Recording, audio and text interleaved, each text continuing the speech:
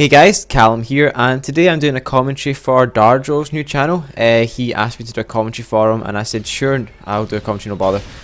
So I'm commentating over a game of Team Deathmatch on Dome. It's only a 4 or 5 minute game, so I won't be talking for very long. But basically what I'm going to let you guys know during this commentary is how I would personally play a match on Dome, because Dome is quite a tricky map to play if you want to get a good kill to death ratio. Now, Darrdrol ends the game with a score of, I think, 34-4. I can't remember. I watched the game about an hour or two ago. This is me doing the commentary now, an hour, 2 hours after me watching it, so I can't quite remember what's going on. But if you want to do well on Dome, I recommend you use a silencer. Darrdrol, he isn't using a silencer, but he still does pretty well. But personally, I would use a silencer. Now, the reasons for this is, on a match like Dome, people are usually firing quite a lot because there's so many people in such a short space.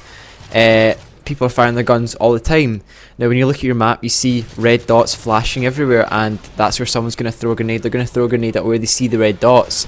Now, if you want to do well on Dome, you should probably use a silencer to stop you showing up as a red dot when you shoot.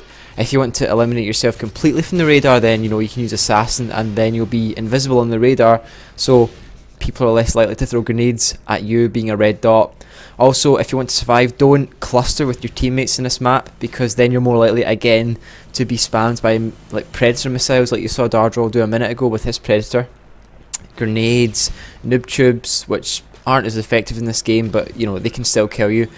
Even people with snipers or shotguns will get you if you're all clustered together. So it's best to sort of stay apart from your team, but still have their back, like a good distance where you can still cover them. There's another tip I would give you. Also, if you want to survive for quite long on this map, I would recommend picking up someone else's gun for your secondary. If you have a silencer, if you have a pistol, sorry, I'd recommend picking up a shotgun if you can find one, or just a submachine gun. Also, I wouldn't use an assault rifle on this map, which again Darrdrol is using, but he's doing well with it, so everyone has a different preference. I would probably use an MP5 or a what's the P9200 or whatever it's called. I'd use one of them on this map with a silencer. Maybe I'd use the 2 attachment silencer and extended mags, scavenger, assassin and stalker. That's what I think I would use in this map, just off the top of my head. Making a class would be a good class for this map. You've got the stalker, so you can move quite quick. You don't need marksman because there's no long range shooting really, where you might not be able to see if that is someone, if marksman shows you their name. So there's no long range shooting, which marksman would help you. Stalker would help you because you can now outmaneuver your teammates while still aiming at them, which is a massive advantage you have over your enemies, because if they aren't using stalker, they might not be able to maneuver as quickly as you, because while they're aiming, so they'll have to maybe not aim down sights, which then sacrifices their accuracy. So again, you probably win the gunfight. For your secondary on this map, I would either use a stinger or maybe the FMG9 or whatever it's called. I wouldn't use that particular one. I'd use the Scorpion because I like it better.